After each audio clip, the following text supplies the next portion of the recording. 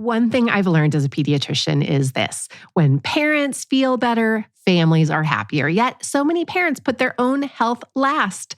If weight loss is something you've been thinking about, but you don't want a fad or a quick fix, Weight Loss by Hers offers something very different: real medical support. Through Hers, you connect with a licensed provider who determines if treatment is appropriate for you. And if prescribed, your personalized plan may include options like oral medications or GLP-1 injectables, along with ongoing care, dosage adjustments, and lifestyle guidance. What I appreciate is that this isn't about extremes. It's about steady, sustainable progress with medical oversight. And it's all 100% online, which makes it realistic for busy parents. Taking care of yourself is not selfish. Feel like your best self again. Visit forhers.com/Dr. Wendy to get a personalized, affordable plan that gets you. That's forhers.com/DRWENDY, forhers.com/Dr. Wendy.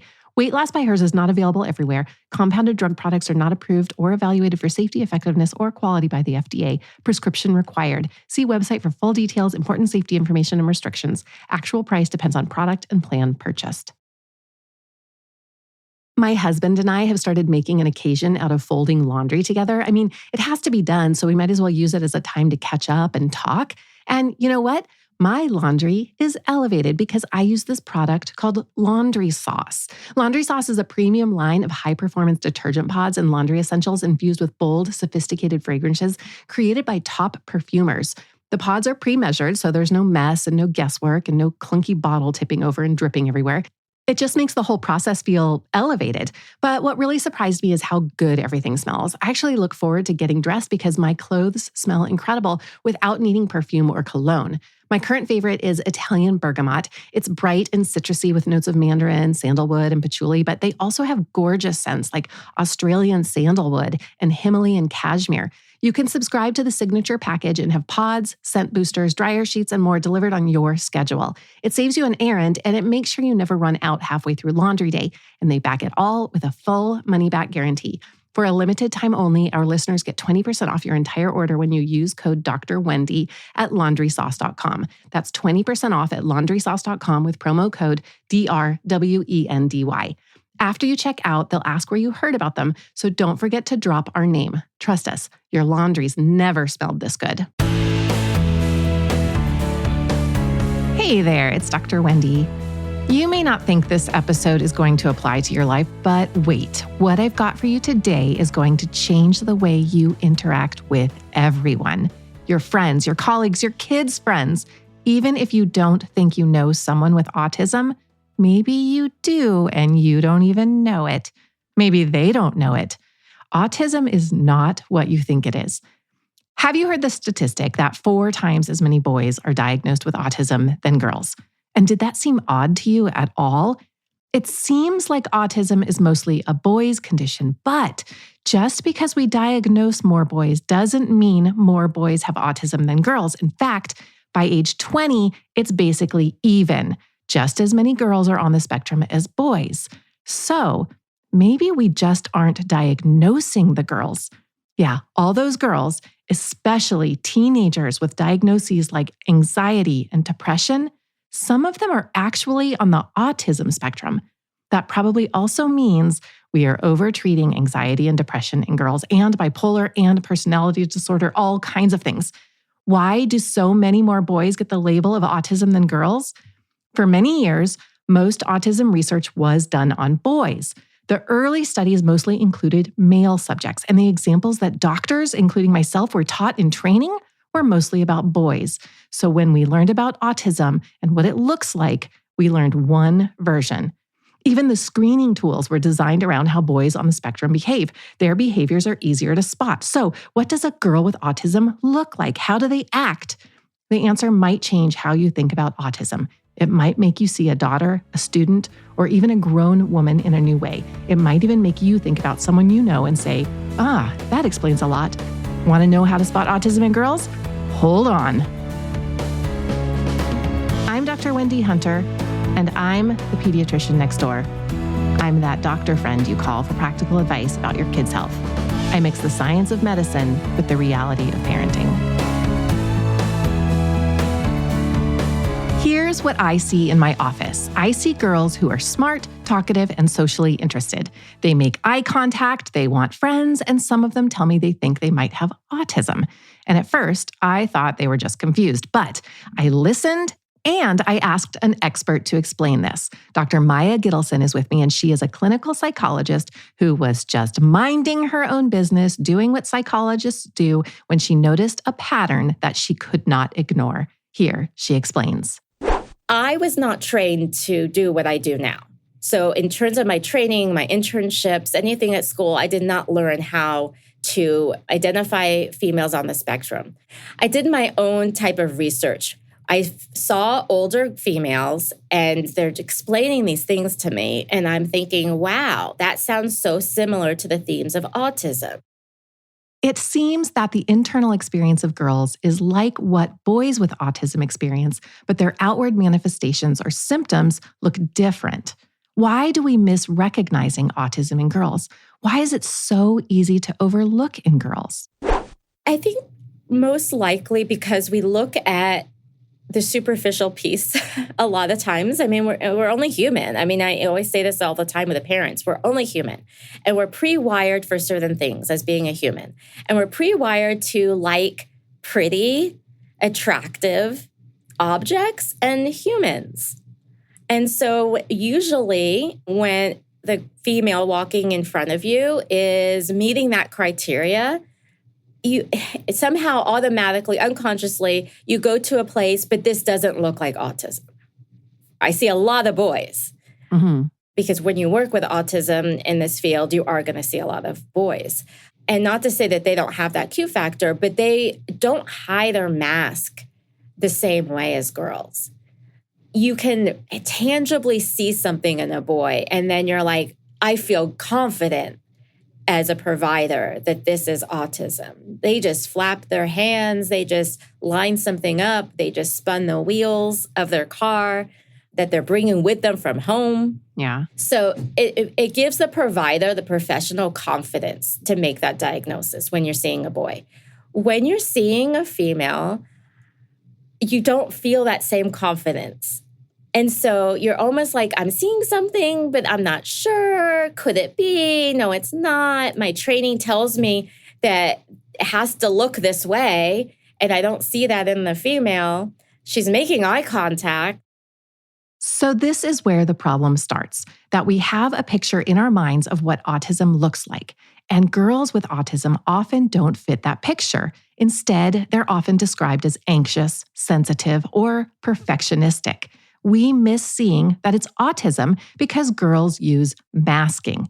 And that is a very important concept here. Masking means hiding your struggles so other people don't see them. It's when a girl studies the kids around her and copies what those girls are doing. She forces eye contact because she knows she's supposed to. She laughs when everyone else laughs, even when she doesn't get the joke.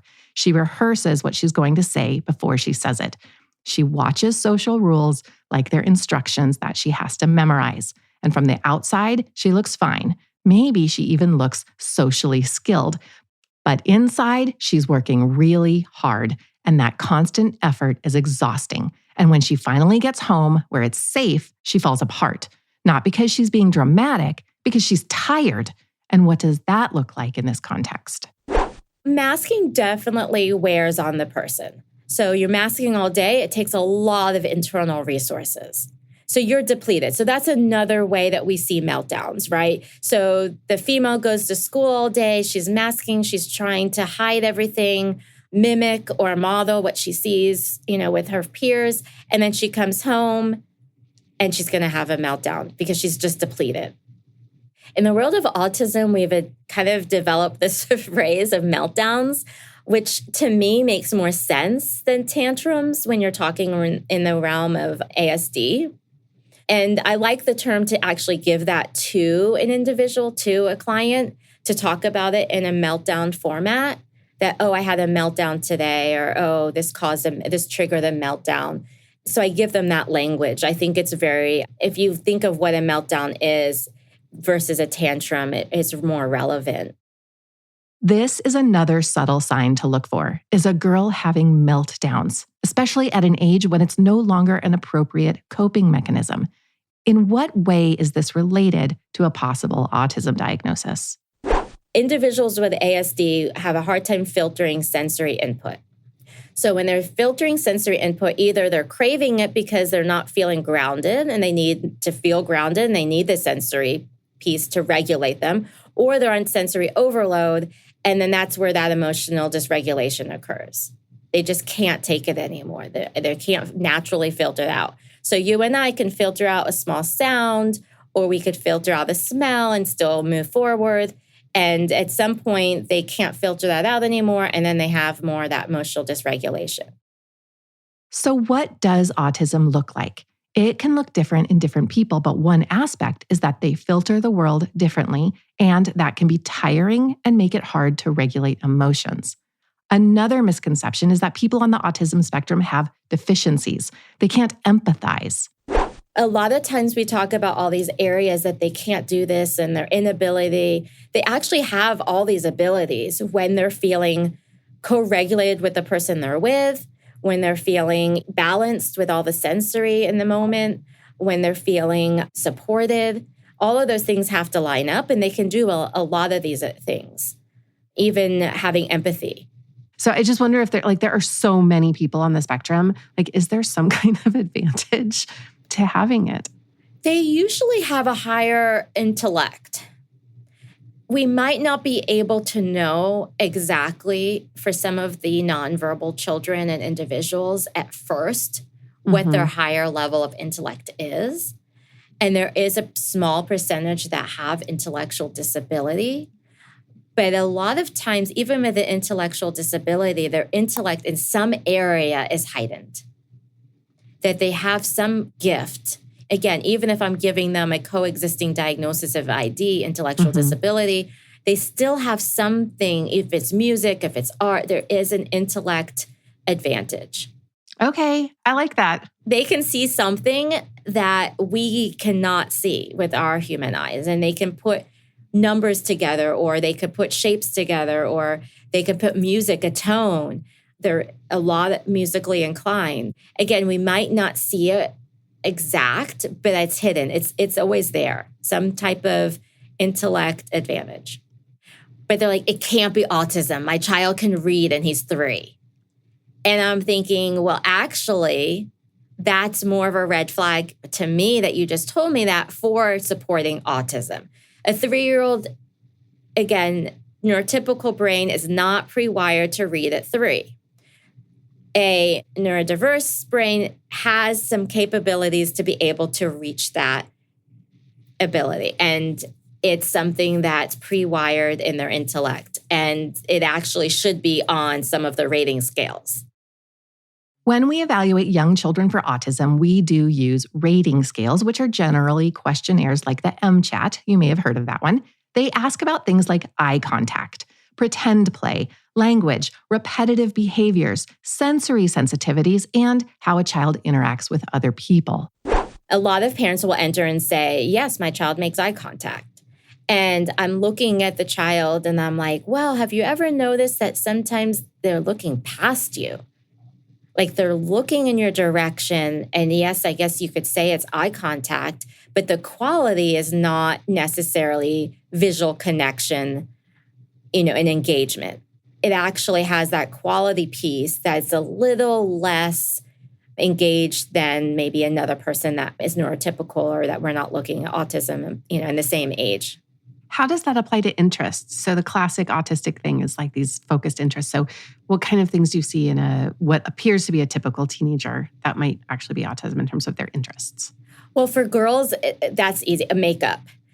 So a lot of the girls are obsessed about makeup. So I talk about this a lot. That's pretty typical, right? 12, 13, 14. I mean, some of my 10-year-olds, 8-year-olds are obsessed with makeup, and that's their fixated interests. A parent would never come to me and say, I'm concerned my child's obsessed with makeup. She's a girl. Versus, I can't get my child to leave cars at home and all he wants to do is go to the airport to watch the planes. That is more of something that a parent would come and talk to you about. So obviously, the way most kids are evaluated for autism have limits, which every clinician is aware of and would make an entire episode on its own. But in terms of diagnosing older girls, the bottom line is that they are sometimes misdiagnosed, and that's a huge issue. So those girls that came into you when they were older, what diagnoses did they have when they came to see you that turned out to be autism? Right. So mood disorders, generalized anxiety, bipolar disorder, a lot of bipolar disorder, because a lot of the females that come to me for differentials have been hospitalized. And so they've made gestures of self-harm.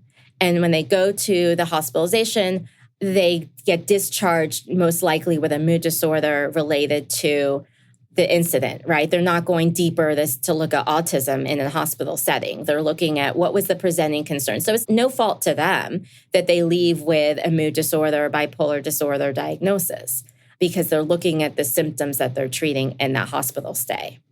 The difficulty is then that diagnosis, if it's the first diagnosis that child has received, it carries with them. So then they go somewhere else and then they use the diagnosis. Oh, you have bipolar. Okay, bipolar. And then it just perpetuates. And that's a really upsetting thing for me because what's the underlying issue that's going on? It's never touched. And then the medications you put on for bipolar or mood disorder are not actually possibly what the child really needs if their underlying issue, because you can't medicate autism. Unfortunately, we do medicate autism accidentally. And yeah, that's lame and unhelpful, and not just because we cause new problems. Without support, older girls who aren't diagnosed often have severe anxiety or depression and low self-esteem. And when they finally get a diagnosis, they discover that their social differences aren't personal failures, but part of a different neurotype, and that is life-changing. That's what we talk about after this break.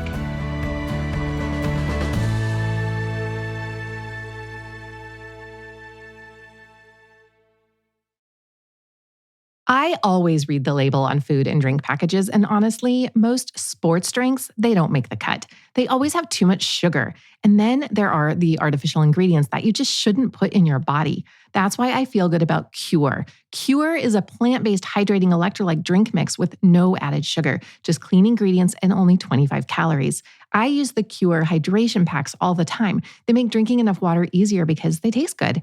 From a science standpoint, hydration works best when you combine fluids with electrolytes. That's how your body absorbs water efficiently. Cure uses the same formula proven to hydrate as effectively as an IV drip. And for kids, Cure Kids mixes are formulated with pediatricians and free of artificial ingredients and common allergens. Staying hydrated isn't just about water, you also need electrolytes. That's why I recommend Cure. It's clean, tastes great, and my patients love it. You can grab Cure on Amazon or find a store near you at curehydration.com/Dr. Wendy. That's DRWENDY. Real ingredients, real hydration, ready for the whole family. Not to brag, but my daughter is an actual rocket scientist. And you know where that journey started? With the toys she played with. It was always a challenge for me to find activities that would keep her engaged. And I remember the day she got her first Eureka crate from KiwiCo. She was already a teenager when she opened her first electronics crate. And from that time on, she was hooked. What I love about KiwiCo is that they do the legwork for you. The projects are thoughtful and hands-on and challenging in just the right way. And you can do them over and over again. So instead of scrambling for ideas, you can sit down and spend that time tackling the project together. KiwiCo sends a new crate right to your door every month, and you can pause or cancel anytime. It's creativity without the stress. Tinker, create, and innovate with KiwiCo. Get up to 50% off your first monthly crate at kiwico.com, code Dr. Wendy. That's up to 50% off your first crate at kiwico.com, code DRWENDY. Panda Crate is an exception. See site for details.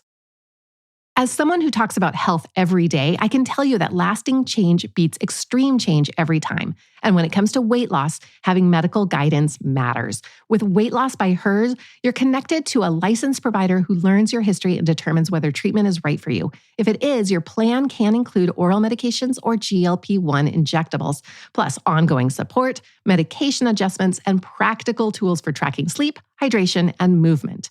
I like that Hers is personalized, science-backed care designed to help you make steady progress you can maintain, not something you're going to abandon in 3 months. If feeling stronger, healthier, and more like yourself is part of your plan this year, this could be worth exploring. Feel like your best self again. Visit forhers.com/Dr. Wendy to get a personalized, affordable plan that gets you. That's forhers.com/DRWENDY, forhers.com/Dr. Wendy. Weight loss by Hers is not available everywhere. Compounded drug products are not approved or evaluated for safety, effectiveness, or quality by the FDA. Prescription required. See website for full details, important safety information, and restrictions. Actual price depends on product and plan purchased.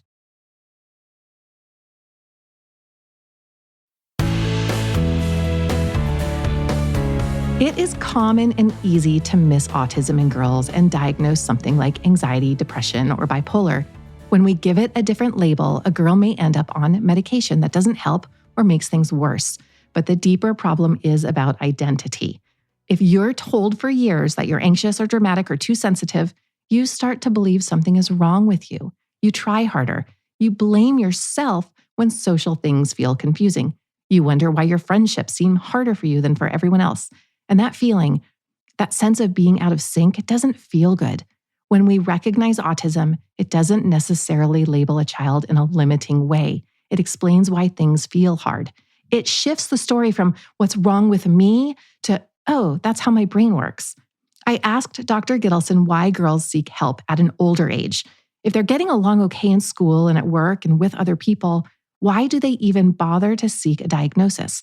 What do they come to her for exactly? And how much of an impact is this on daily function as a college student, early career, those kinds of things? What are they struggling with? Finding where they fit in. I mean, I've had a couple that have come to me to make sure they have a diagnosis because they want to go to that support or they want to be, in that grouping that they found on campus, but they don't want to be an imposter. Okay. So, they're still trying to feel if they fit into this group, that group. Are they ASD? Are they not? That's who I see. They're like, we need confirmation because we don't want to be an imposter. And again, that's a little bit of a black and white thought process with that. Mm-hmm. I also see those that have transgender questions. That's a whole nother topic we could talk about. Yeah, no, I definitely see that too. Mm-hmm. There's a lot of overlap. Just because they don't know who they are. Yeah, because they're told they're female. They don't connect with females. So again, the black and white thinking is, how could I be that if I don't feel that? The place where I see this issue of having a label is in middle and high school girls who need some support at school to get through their day.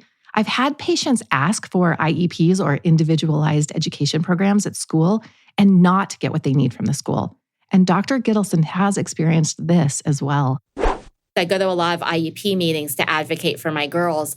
And the thing is, they sit there, the whole team in front of me saying, we don't see this at school. I'm like, but you're not going to. But let me tell you. Because she's asking. You're causing emotional distress with this child. This child is in emotional distress. They're hiding their emotional distress from you. But I can guarantee and tell you, their emotional stress is coming from your school placement, your environment. You're causing emotional distress. That's upsetting to me. I can't fix their emotional distress without you, especially with the girls, because the mom this particular recent case was, the mom's like, they're telling me I'm a liar. They're telling me that, per mom's report, When we talk about IEPs for girls with autism, one of the biggest challenges is this: the school often doesn't see the problem. From the school's point of view, there's nothing to fix. But what do you do if you see something different at home?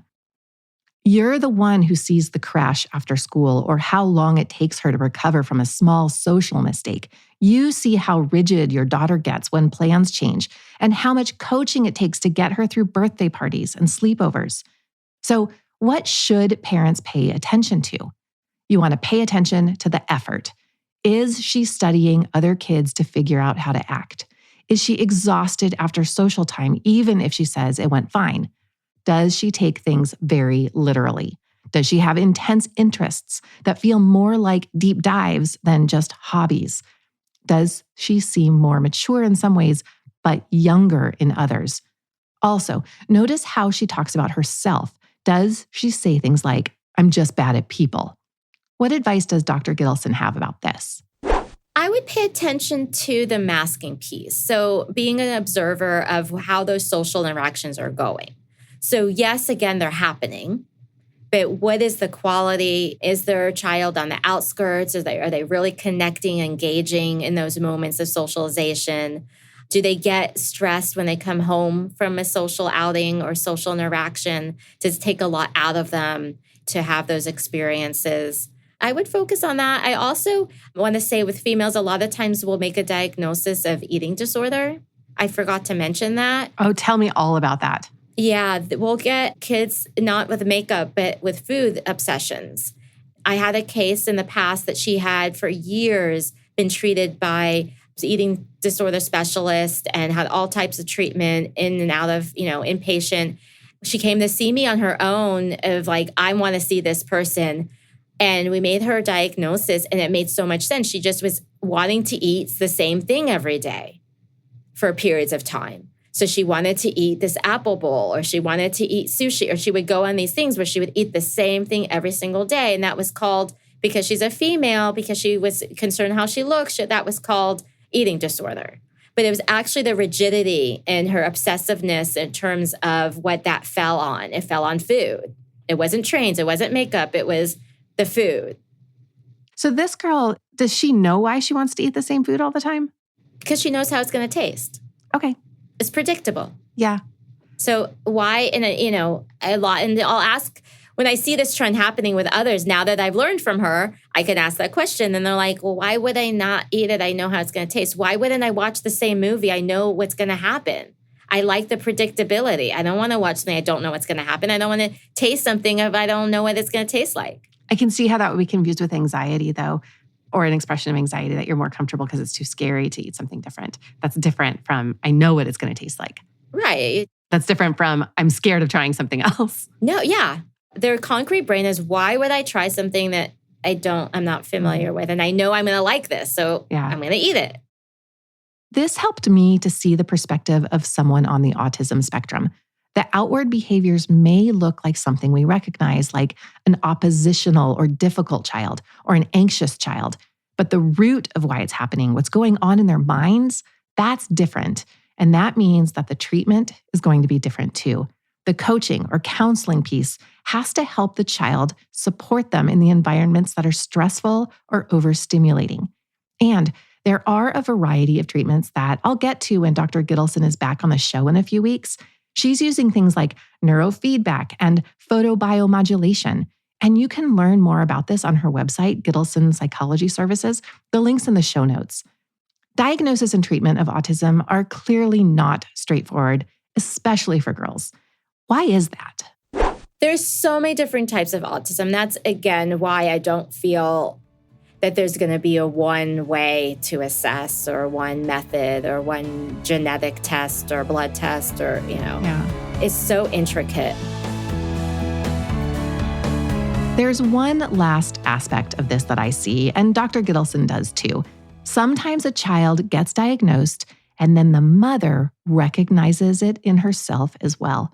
I can't tell you how many times I've heard, as I was filling out the forms for my daughter, I thought, wait, this is me. I mean, women in their 30s, 40s, 50s, realizing that their anxiety, their social exhaustion, the feeling of being slightly out of sync their whole lives might have a name. There's a memoir called Autism in Heels that captures this experience beautifully. It's the story of a woman who looked back on her life and finally understood her brain in a new way. So if you're listening and wondering about your child or maybe about yourself, you're not alone. That feeling that something isn't quite right, it's worth paying attention to. Thank you to Dr. Myah Gittelson for sharing her experience and for doing this work. For more from the Pediatrician Next Door, find me on the web at pediatriciannextdoorpodcast.com. If you've got a question about the weird things kids do, send an email to hello@pediatriciannextdoorpodcast.com for a chance to hear your voice on the show. I'm Dr. Wendy Hunter, and I'm the Pediatrician Next Door. This show is produced by Red Rock Music. Make sure to subscribe and leave a review wherever it is you're listening. I'll be back next time with more.